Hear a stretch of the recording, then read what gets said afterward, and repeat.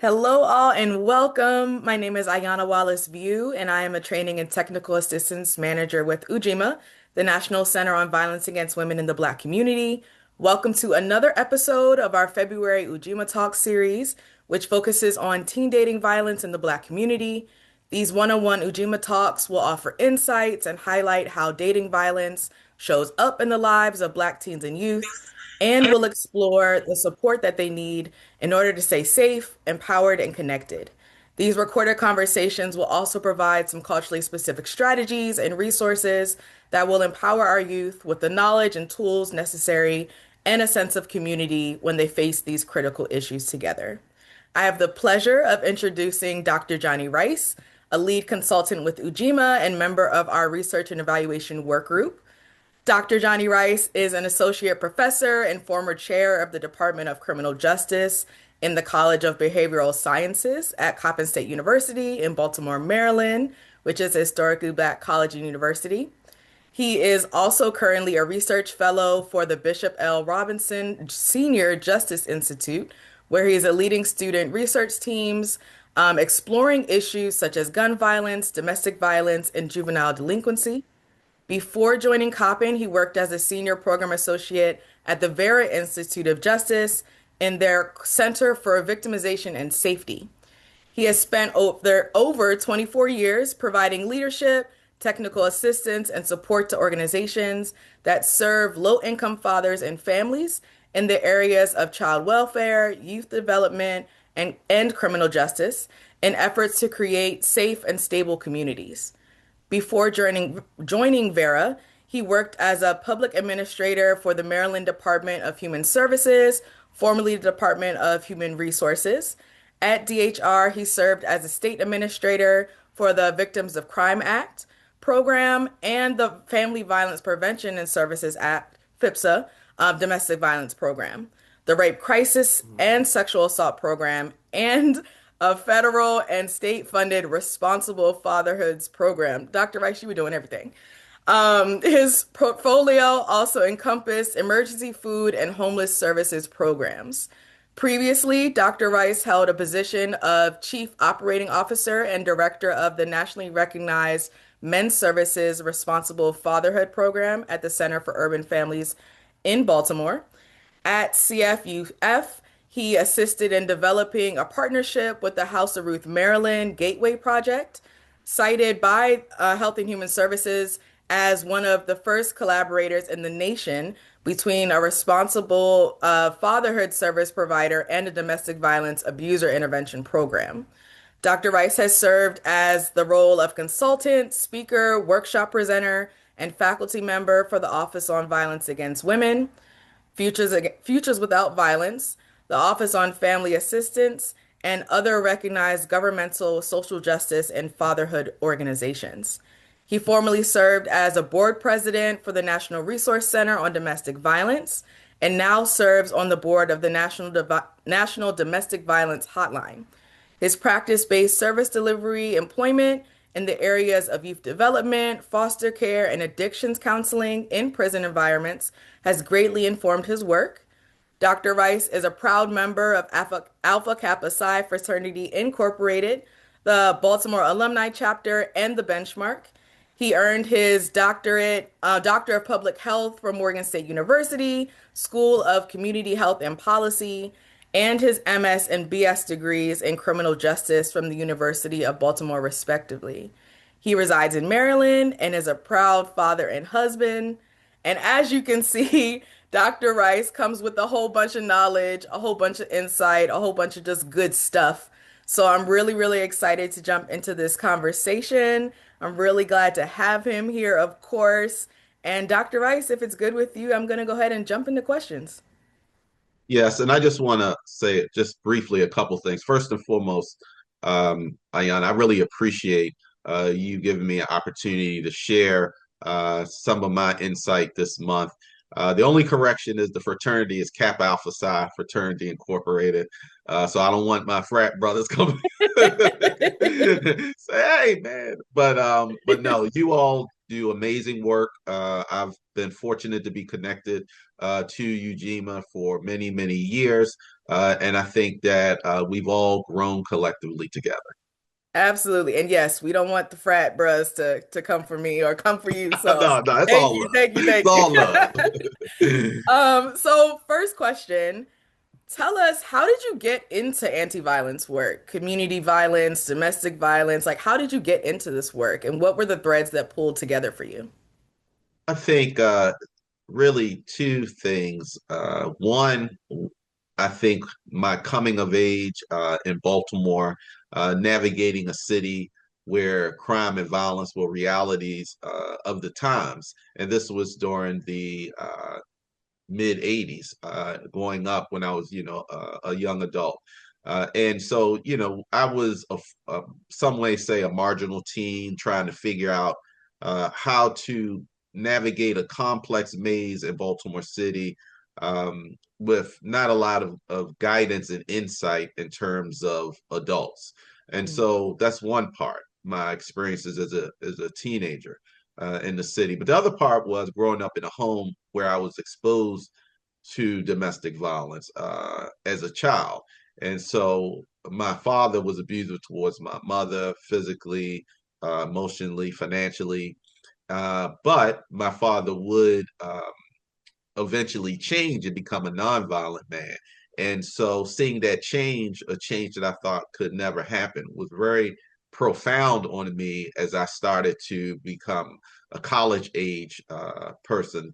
And I would eventually go into the human services field, and it shaped the perspective that I had about uh, change, and it kind of infused this victim-centered humanistic approach to my work with children, youth, and family. So definitely my personal upbringing in the home, being exposed to violence as a child was significant, but also as a teenager, I was frustrated with the crime and violence that I witnessed, and I felt that the adults weren't really providing the guidance to us as to how to to navigate that, and many of us had to figure it out on our own. Hmm. Hmm. So sticking to that sort of thread, what types of messaging did you all receive growing up about relationships, love, family, community, or even, from those folks or just about those folks? Well, there definitely was love in the family, in my immediate family, and the larger family. But I grew up in a time, I believe, where unlike today, there was less conversations about how you feel. Love wasn't exactly told to you; it was shown through certain obligations being met. And Hmm. so when you think of, the men of that time, at least the men that I was exposed to, the focus was being able to keep a roof over the family's head, being able to pay the bills. And if those things were done, it was kind of the feeling of then there shouldn't be a problem. Then you Hmm. need to be able to, as a young person, handle your responsibilities. But there's also recognition as I got older that, they were raised that way. It Hmm. wasn't until maybe, my adulthood that I started to see a shift in mental health, talking, as a older cousin, when I hit my mid to late 20s, I would tell my cousins, and family members, hey, I love you. But that was very rare that we were told that. It was often, you know, children you're seen but not heard. So Hmm. while we felt love, it was a very kind of old school way that we were engaged by our parents and that they were also engaged by their parents. Hmm. Absolutely. So, how have you seen messaging specifically about domestic and sexual violence change, especially, to the point you were saying you've seen it change as you've gotten older? What are your thoughts around that? Well, I definitely think that there's been more discussion and conversation and focus on relationships, uh, healthy relationships. What are healthy relationships? Toxic relationships. And I believe that social media Mm, and just technology has really provided a space to one debate some of these perspectives, but also to become well informed. And the negative is sometimes ill informed, depending hmm upon what source you tap into. But with that being said, there are more vehicles, be it TikTok, Instagram, Facebook, and others, where people who are affected by domestic violence can share their testimonies and stories. There's also been more avenues through the resources we have on the web to get connected to mm, information. So those are good things. But I think the negative aspect is it's also can be seen by some as an unregulated playground where those who may have philosophies or attitudes that are toxic to be able to perpetuate those. mm. And for those young people who are still trying to find their way, they could be influenced positively or negatively when it comes to relationships and violence. Absolutely. So, can you talk to us more about your investment in bringing domestic violence programming to campus and specifically to an HBCU? Yes, I think at Coppin State University, we have a robust mission, but I would say, and our president says this, we nurture potential and transform lives, and we are uh, anchor institution in Baltimore, and our aim and our goal has continued to be a leader in urban education. And so, in taking that role, that means as a HBCU, we also recognize that we have a responsibility to support and serve not only our campus and our scholars, but also our community. And that Mm, community is diverse. It's beyond West Baltimore. Uh, Even though that is our catchment area where our university resides, but there's the commitment to ensure that our student body, as well as our faculty, our staff, our community, has resources, tools, and information that helps to address any problems that can impact their health, well-being, and quality of life. And so mm. we have a health center on campus. We have a high school, Coppin Academy, on campus. We have a center for strategic entrepreneurship. And so I mentioned those things to say that we look to grow and to provide opportunities for our scholars to learn and make an impact in society. But we also have a commitment to addressing problems that have been systematic, problems that have impacted our communities. And who better to address those communities than scholars and researchers and emerging students who can address those issues from not just the scientific perspective, but Mhm. also understand them intimately because they may have experienced teen dating violence or domestic violence in their family. So there is a commitment and a passion to eradicate the problem. Wow, that's yeah, I love Coppin for a lot of different reasons, and Coppin has been very supportive, and especially you, Dr. Rice, of bringing domestic violence programming and collaborating with Ujima. So you all are doing some really great work, and the campus looks fantastic. Oh, thank you. Um, Thank you. We're continuing to grow, and again, we're excited. Fanny Jackson Coppin, our namesake. She was one of the first African American leaders in education, and so her legacy is one that inspires the work that we do. mhm. So you've talked a lot about, the campuses and student investment in community and reinvesting in the community. How do you talk to folks about the impacts of dating and domestic violence on students? and what communities can do to better support students? Yes. So we have Ms. Katsura Karita in our Title IX office. So uh, they are central to addressing any type of issues and concerns that deal with bullying, domestic violence, and a range of other issues that fall under Title IX.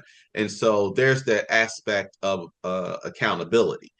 We also have Coppin University Police. And so, we pride ourselves on being one of the safest campus in the University System of Maryland, in which we are under. So that's one part. But then there's the other part of our student life and making sure that our scholars are able to enjoy their experience at Coppin and one that's free from violence. And Mhm. so to create those type of communities, there's a range of things that we do, but education is the key. And I'll just give two examples, and one I'm sure you'll appreciate. We have partnered and collaborated with Ujima. You've done listening sessions on campus with community stakeholders as well as scholars. So their voice can be heard, they can be seen, and they can present some of the issues that they have experienced in dating relationships on campus. But also, last fall, we launched with the National Domestic Violence Hotline, the Campus Ambassador Program. And Mhm. so through that opportunity, we were able to train students in the Love is Respect curriculum.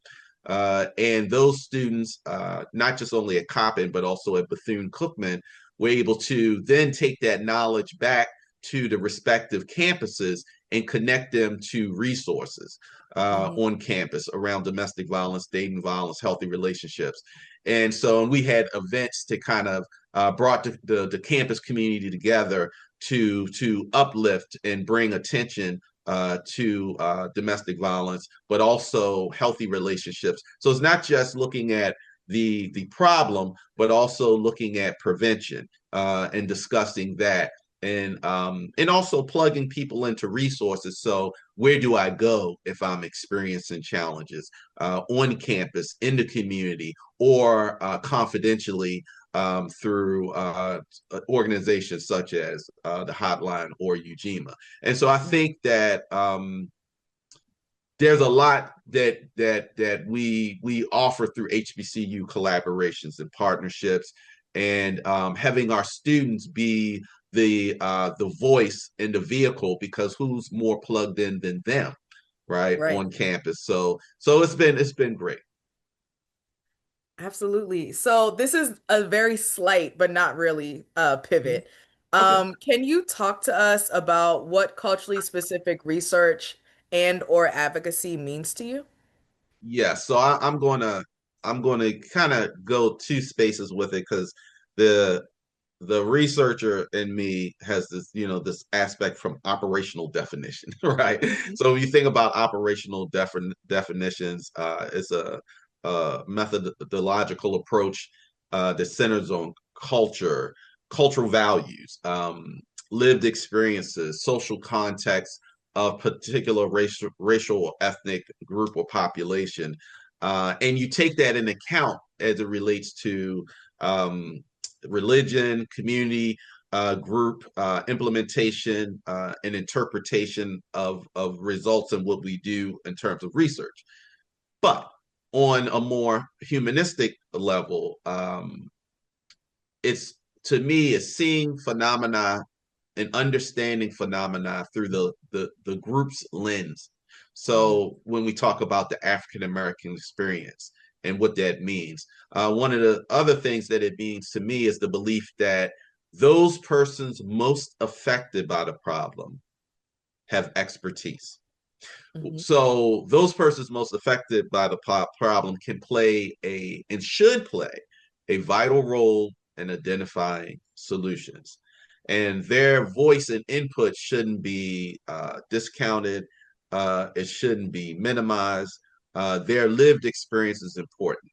And I think that's why I also gear heavily towards qualitative research Hmm. because I like to connect with people at Coppin, our scholars. They love to connect with community.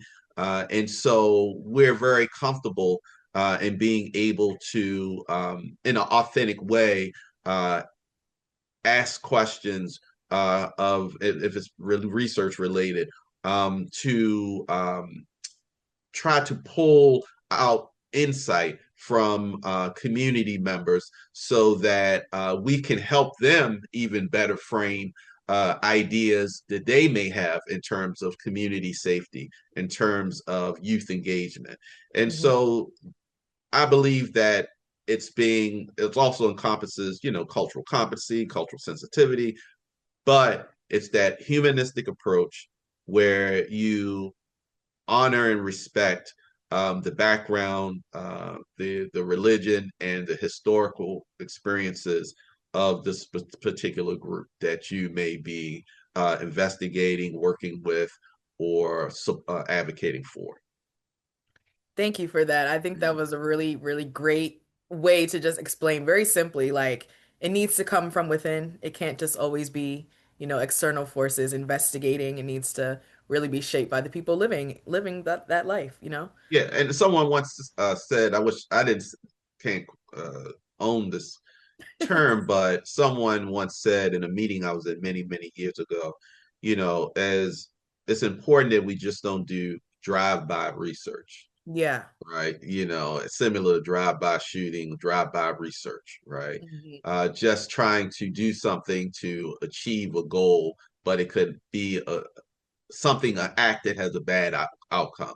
And so Right. while intent is good, of course, and there should be objectivity, I think one of the unique things about HBCU is we do, and I'm not saying this is limited to us, but I'm saying we have a passion for those issues because Hmm. we care about our community and we want to be able to help the community um, become better in terms of what they see as that better being, right? And so I think that policy, research, practice, uh, the college campus HBCUs, we provide the space, the safe space to be able to develop capacity and expertise in those areas, thus being able to better address the needs of the community around teen violence, domestic violence, community violence. Absolutely. I would love to hear more about the work you've done with Black men and boys, and especially your thoughts around, how we need to better engage Black men and boys in this work. So I think practice based and also my experiences in higher ed have all allowed me to continue to support um, Black men, men in general, and families. And that started many, many years ago. And I would say one of the most significant experiences was at the Center for Urban Families, where we worked with a range of fathers throughout the Baltimore community in a very intense way. And these were young fathers. Some of Hmm. these were young dads who their parents had them when they were very young. And so we also see on at a HBCU, and I'm just trying to connect this, we also see some of those young fathers who are our scholars, who are our students, right? Hmm. And so our goal in my experience has been to try to meet men where they are, um, address any of the challenges that they may be experiencing, be it employment, mental health, education, um, because the philosophy is that, and research shows this, that fathers matter.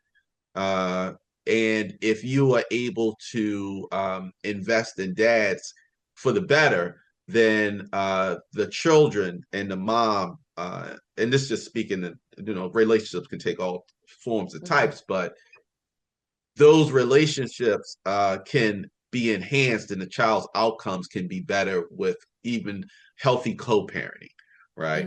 Hmm. And so I've worked with men and fathers on a community level. I've also worked with them as scholars in higher education.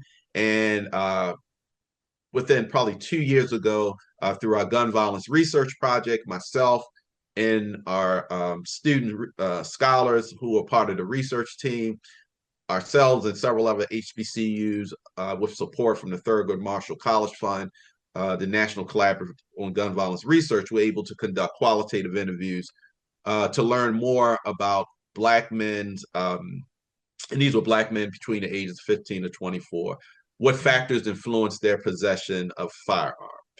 And so while we studied that aspect of violence, we also asked them questions about relationships that they had with others in their social network. And most importantly, one of the questions that we asked them was how do they believe that the problem of violence could be solved?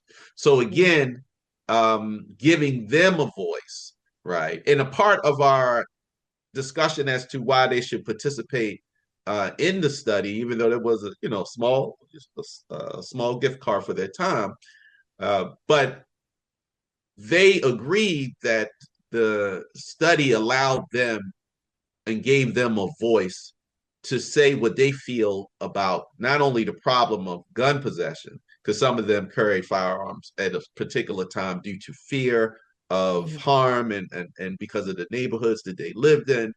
So it was for protection. So our goal was to be able to connect them with resources, even beyond just getting the information from them that we needed for the study. And then we presented that information back to the community, myself and the student scholars.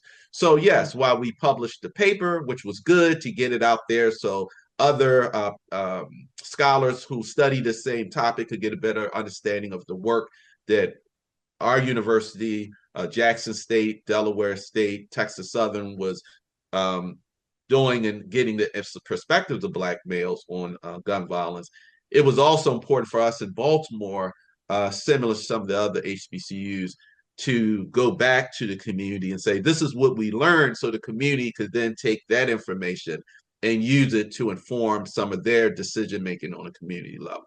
So I've said a lot to say that I've had great opportunity to work with young men and fathers on a community level to see them grow, reach their goals, support their families, and in higher ed, so that we can continue to grow a body of knowledge around what works and what's helpful in supporting young men and boys. And the last point I will say is that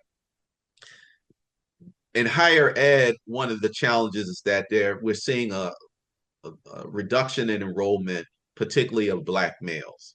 And there's a variety of reasons for that. And so last year, Coppin State University, we welcomed over 1,000 new students, and we had a significant increase in male enrollment.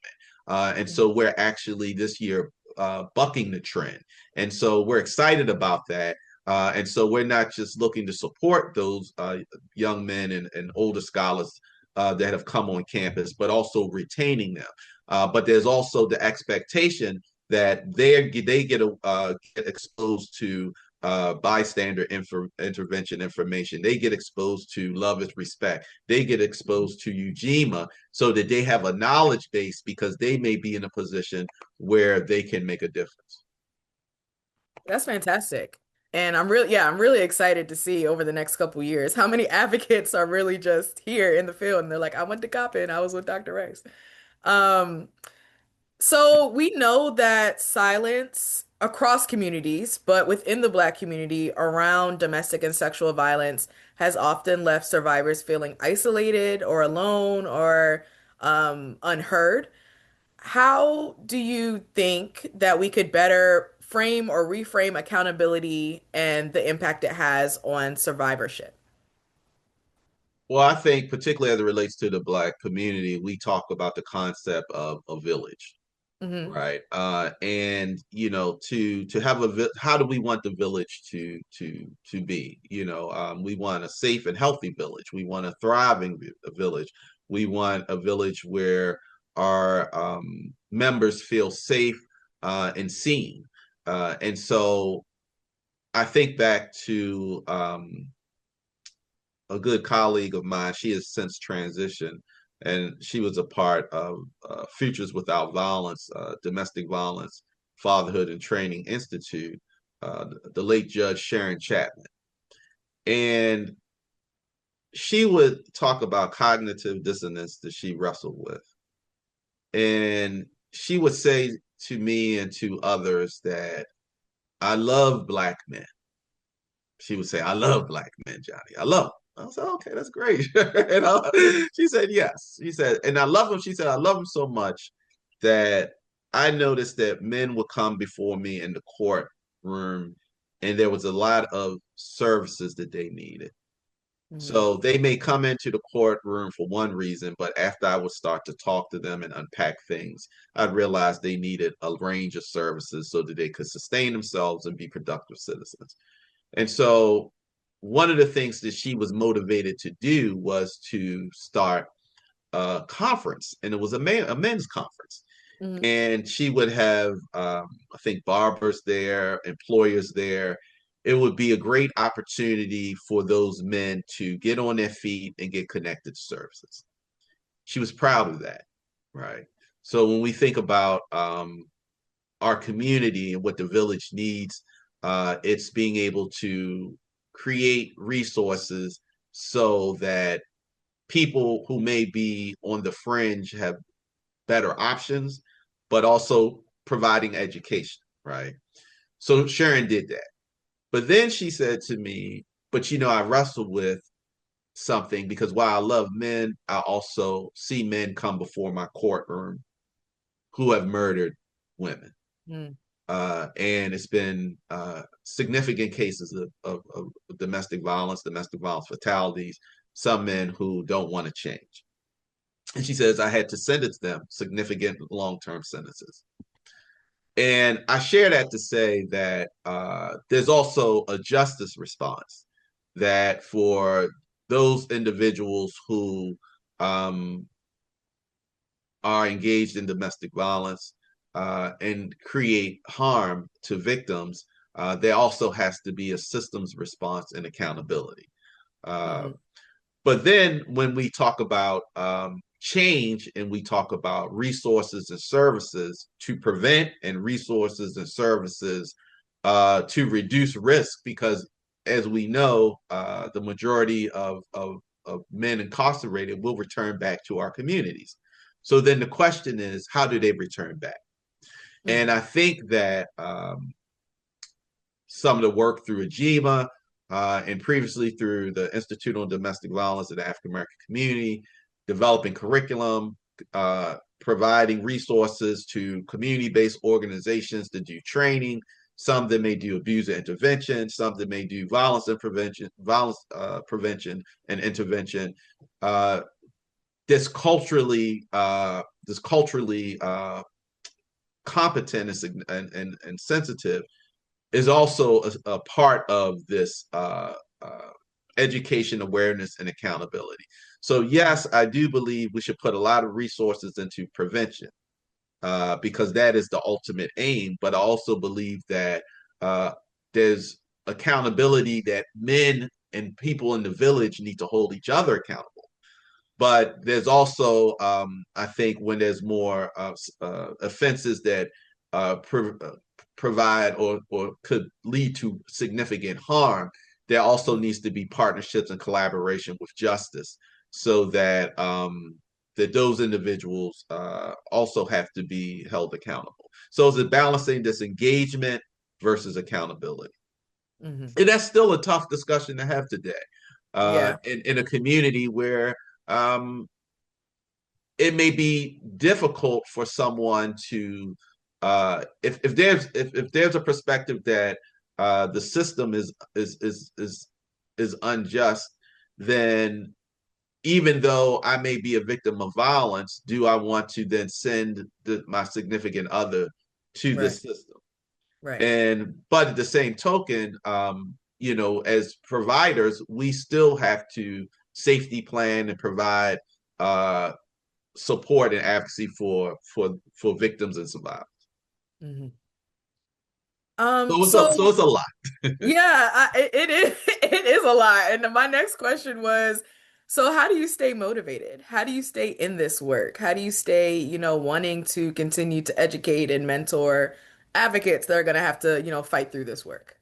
Well, I've been fortunate to be around great people like Dr. Carolyn West, Dr. Oliver Williams, Dr. Tricia Ben Goodley. I could go on and on.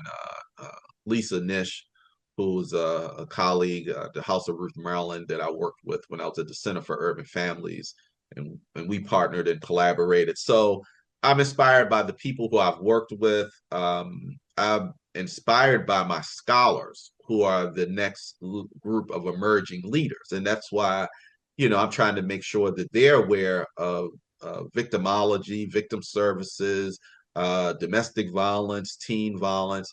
That's one of the reasons why I've also worked hard to make sure that our campus is a convener of great organizations such as Ujima, so that you can also help us to do what we do better.